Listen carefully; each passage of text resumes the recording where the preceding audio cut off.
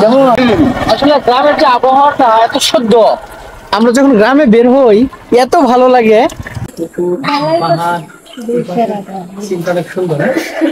বাড়িতে কি লোকজন নাই নাকি? ভালো করে উঠাও। হ্যাঁ সেই স্বাদ, সেই স্বাদ মানে সেই আর ও হন যা সারা নেই তাছে রয়েছে। হ্যালো গাইস, আসসালামু আলাইকুম। আজকে বের হয়ে পড়ছি আমার নিজ গ্রামে। পুরা গ্রাম ঘুরবো আজকে, আমাদের সাথে থাকবেন। কারণ হচ্ছে আমার চারপাশে এখন হচ্ছে আপনার ধানের যে সুগন্ধি আর কৃষকের মনে যে হাসি আমরা কিন্তু অলরেডি দেখতে পারতেছি। আর ধান ক্ষেত দেখলেই কিন্তু বোঝা যায় যে কৃষকের মনে যে এবছর কত আনন্দ, সে ডানে বামে সামনে। তবে আজকে আমার সাথেই থাকবেন, সারাদিন আপনাদেরকে নিয়ে আজকে ঘুরবো। পুরা গ্রাম গ্রাম শব্দটার মাঝে রয়েছে আবেগ অনুভূতির এক মেলবন্ধন, যা আমরা গ্রামে বাস করি বা কেউ শহরে বাস করি, কিন্তু গ্রামের প্রতি যে একটা মায়া, একটা অনুভূতি, একটা প্রেম কাজ করে, যারা আমরা বাইরে থাকি তারা কিন্তু আমরা বুঝতে পারি। সো এটা আমরা সবারই মনে রাখতে হবে। কেমন লাগছে গ্রাম পুরা? সেই হ্যাঁ অস্থির ভালো লাগতেছে না? আসলে গ্রামের যে আবহাওয়াটা এত শুদ্ধ, আমরা যখন গ্রামে বের হই এত ভালো লাগে, মন চায় যে গ্রামে সারাটা জীবন এখানে এই জন্মভূমিতে কাটাই। দিকে দেখেন সবুজ আর সবুজ ধান, কৃষকের যে আনন্দের ধান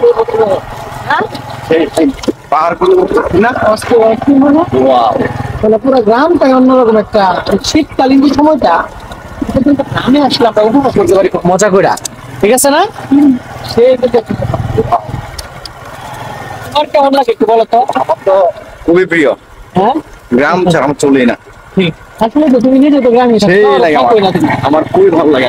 থাকতে পারি না। আমি যখন বাড়িতে আসি আমি দুই বিয়াই কিন্তু এইভাবে পুরো সময়টা গ্রামে কাটাই।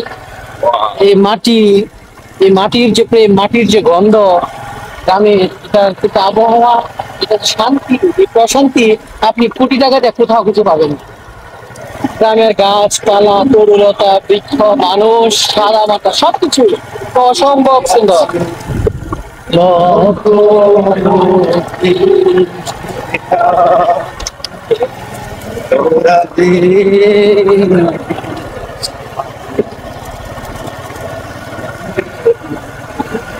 পাহাড়ি অঞ্চলটা খুব ভালো লাগে, একদম প্রচন্ড।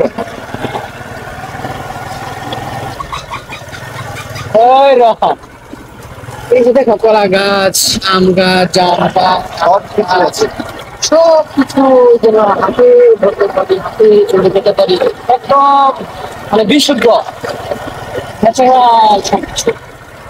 সবচেয়ে ভালো লাগে আমগুলো, এতই ভালো লাগে।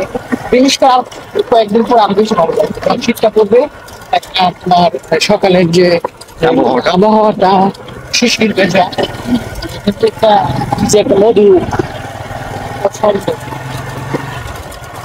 আজকের পুরো বিকেলটা আপনাদেরকে আমার পুরা গ্রামে ঘুরবো আর ঘুরেই দেখানোর চেষ্টা করছি। গ্রামের যে প্রকৃতি, গ্রামের গাছপালা সবকিছুই যেন অসম্ভব সুন্দর।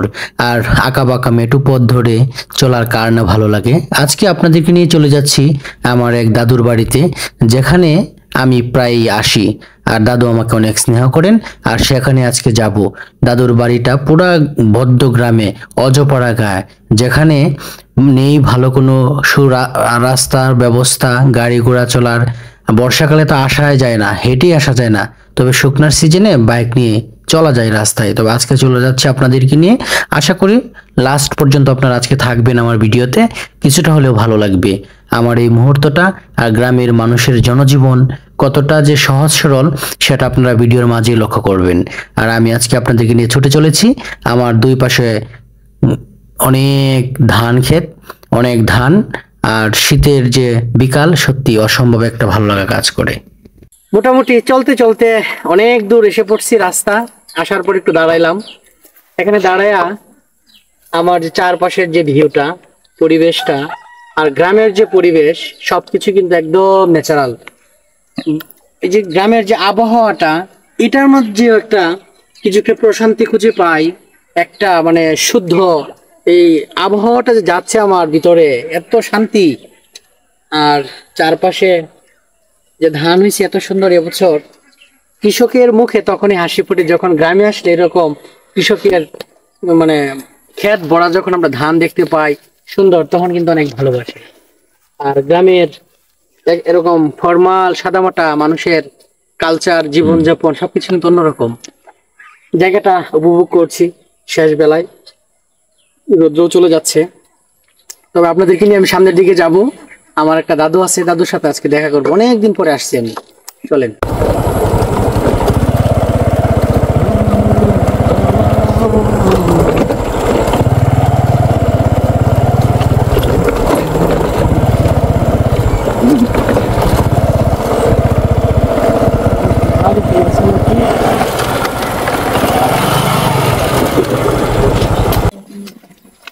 বাড়িতে কি লোকজন নাই নাকি? কাকার সাথে কথা হয়েছে সকালে। আসসালামু আলাইকুম। ভালো আছেন?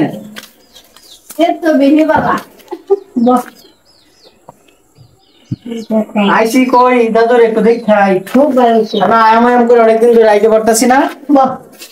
না বইতাম না, বাইরে কথা কই আলো বাতাসে যাই।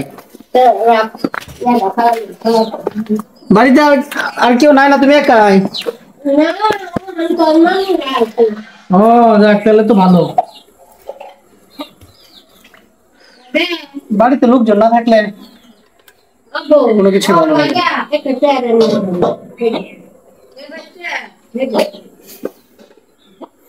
বলছেন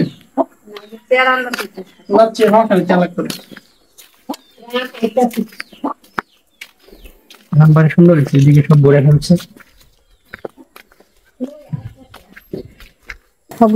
আমার দাদুর এনে আইলেই দাদু কি দিব না দিব একদম পাগল হয়ে যায়। এই যে দাদু আসছে, আমি কয়ে দিই তুমি বানাইবে না আমি বানাই? কি আমি অতটা বানাইতাম। কি বানাইতা কও? গোটা ওয়েলো পরে লাল চামড়া গুলো আছে না, হ্যাঁ এটা ওটিটা দেন।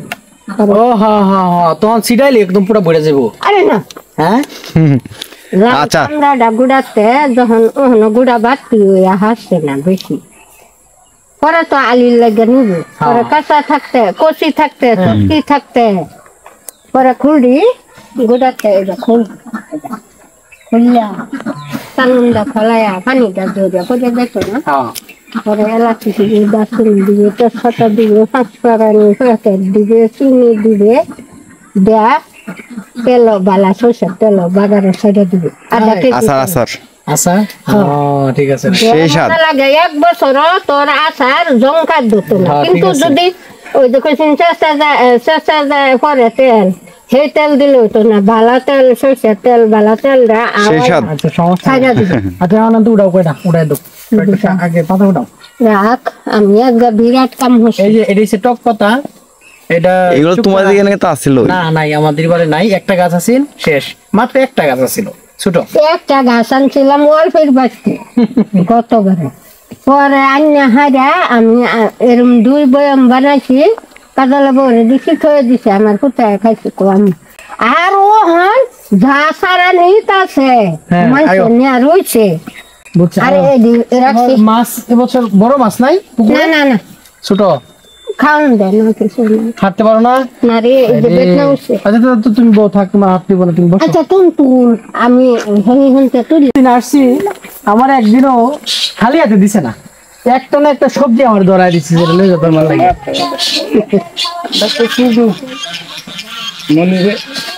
আকলিমা আপু কি অবস্থা? ভালো আছে। এই যে আকলিমা আপা দেবর ছোটটা,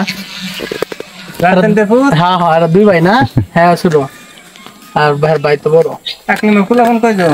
2-3 জন এখন আল্লাহ দিলে।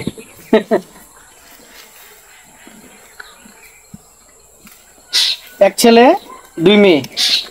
মেয়েও তো বিয়ার বয়স হয়ে গেছে, ছেলে ও কলেজে পড়ে।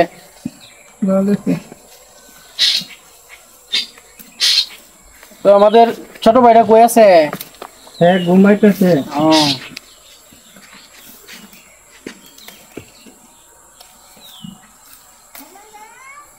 হ্যাঁ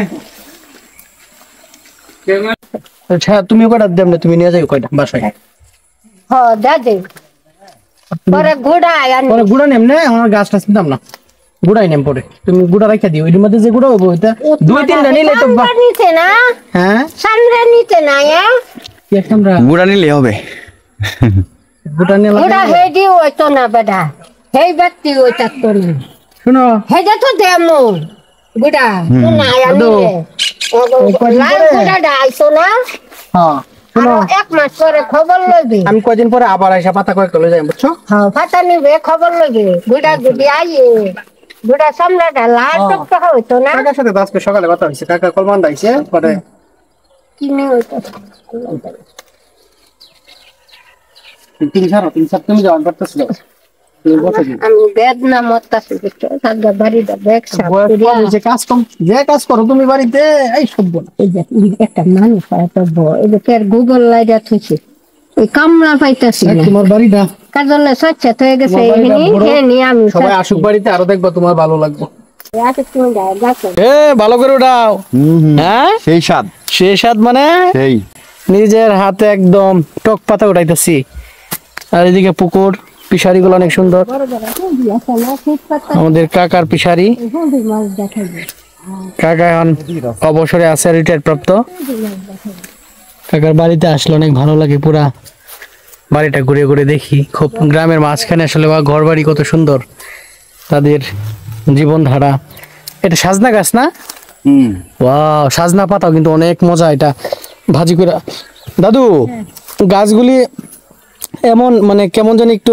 মরা মরা লাগে সাজনা গাছ লমলমা না লাগাবেন মরা মরা লাগতাছে সার কম, এটা একটু যত্নটা মনে হয় কম পাইছে এই জন্য সার কম পাইছে। কি না যত করে বাইরে বলে থইছি অনেক বড় পুকুর হয়েছে দেখো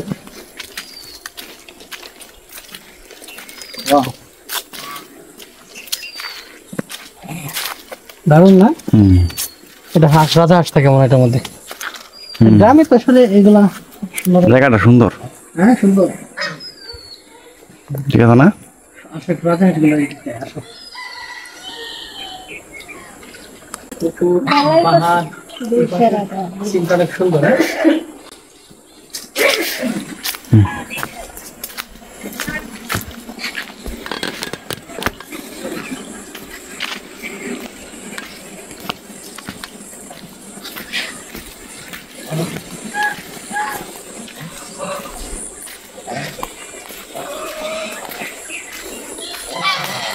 এদিকে ভিডিও করুন ও দেখেন গ্রামের ঘরবাড়ি বাড়িগুলো একটা মজা আছে নিজ হাতে যে চীনা হাঁস রাজা হাঁস একদম ছোটা অনেক সুন্দর এদিকে পুকুর তারপর হচ্ছে পাহাড় মানে একটা সবকিছু যেন একটা অসম্ভব সুন্দর রাজা ওরে বাবা উড়াল দে হাঁসগুলো সুন্দর হ্যাঁ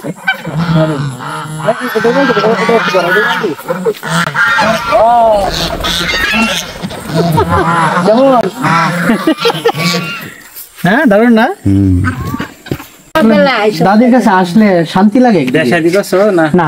কইরা না হ্যাঁ এখন যাক দেখি সামনে এইসব না। মন্দির প্রদান করে যাও তার হচ্ছে এক ছেলে এক মেয়ে পাশে যে মানুষটা বসে আছে ওনার কথা আসলে কি বলবো আপন নিজের নাতির মতো করেই আমাদেরকে দেখে যখন আসি মনে হয় একদম কলিজার টুকরো আমারও খুব ভালো লাগে আর দাদুকে আমি অনেক মিস করি আমি যখন বাইরে থাকি বা বাড়িতে আসি তখন আমি দাদুকে এক নজর এসে দেখে যাই খুবই ভালো লাগে আর গ্রাম বাংলার প্রতিটা কালচার কৃষ্টি সৌন্দর্য মনের মাধুরী দিয়ে আমি উপলব্ধি বা উপলোকন করে থাকি আর অনেক ভালো লাগে মনের যে একটা স্মুথ একটা মনের প্রশান্তি খুঁজে পাই বারবার এই গ্রামের মাঝেই বেশ সময় আপনাদের সাথে ছিলাম ঘুরতে ঘুরতে একদম সন্ধ্যা ঘনিয়ে এলো আমার দাদি যে একদম পাঙ্খা দাদি দাদি আসতেই এটা সেটা কি নিয়ম না নিয়ম খুব আদর করে একদম বদ্ধ গ্রামে আসছি দেখেন অজপাড়া গায়েপোড়া আর এই সিজনটা শীতকালটা এত সুন্দর গ্রামের হ্যাঁ এটা আমি বারবারই বলতেছি কারণ আমার যে একটা ভালো লাগে হ্যাঁ একটা কুয়াশার মানে আবাস এখন কিন্তু অলরেডি আমরা দেখতে পারতেছি কি ভালো লাগে এই গ্রামের যে সুন্দর পুকুর এক কথা আছে না গ্রামের ভাষায় পুকুর ভরা মাছ না গোয়াল ভরা গরু পুকুর ভরা মাছ আর হ্যাঁ না পুকুর ভরা মাছ, গোয়াল ভরা গরু, গোলা ভরা ধান। এই হচ্ছে গ্রামের মানুষের জীবন। এটা কিন্তু শাস্ত্রে আছে। যাই হোক, ভালো থাকবেন, সুস্থ থাকবেন, আবারও দেখা হবে।